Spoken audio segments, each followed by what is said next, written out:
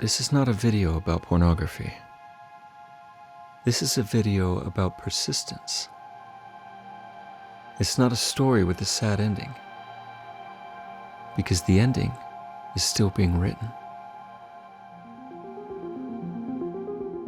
I was 12 when I first looked at it. I'm 45 now. Never in my wildest dreams did I think it would take this long.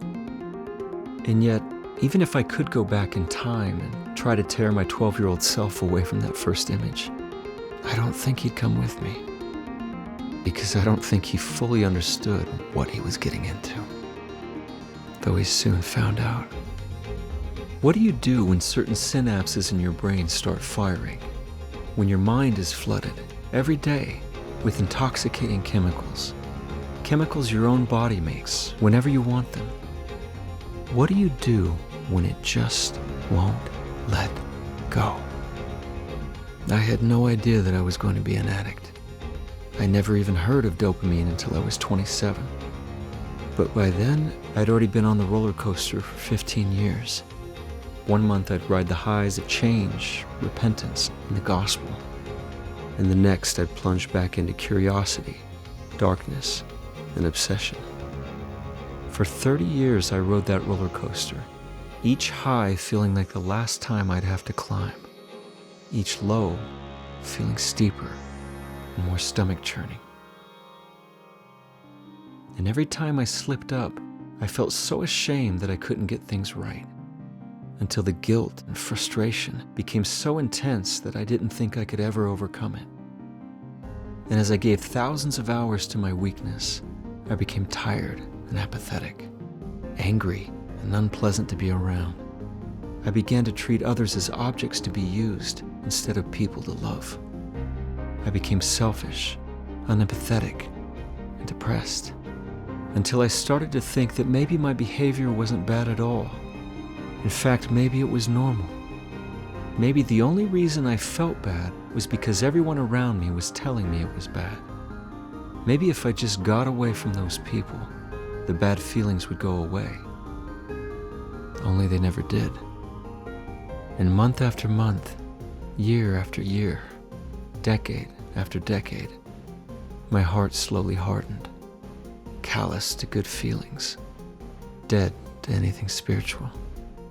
Until finally, I wished I weren't even here anymore. I'm tired, I told my bishop one day. I don't want to do this anymore.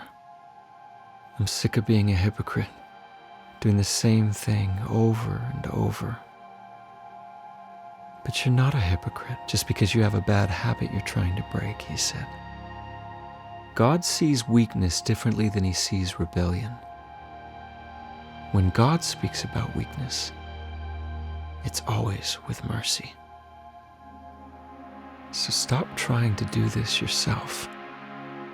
Let God guide you. It was the most powerful thing I'd ever heard. I wasn't worthless. I just had a weakness. And I'd thought my whole life that if I just changed my ways and had enough willpower, I could figure out a way to make it all work.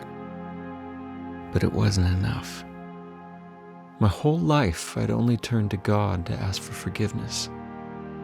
But now I knew I had to ask him for power. And as I worked hard to begin receiving that power from him, I stopped focusing on my failures and where I'd been, and instead focused on where I wanted to be.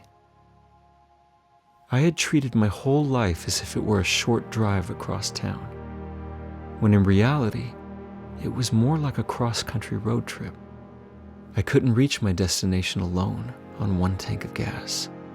I had to refill the tank over and over with Christ at my side to get where I wanted to go. I thought I couldn't connect with God if I weren't completely free of bad habits. I thought I had to be flawless to be worthy. But that wasn't true. I just had to be honest with myself and God and give my very best effort. I had to stop doing things my way and let the Lord be my guide. And so, I got rid of my all-or-nothing expectations.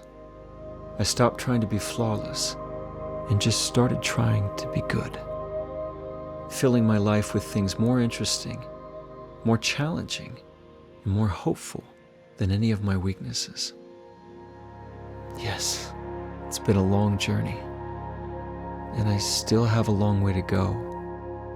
And yes, God does love me the way I am, but He also loves me far too much to leave me the way I am.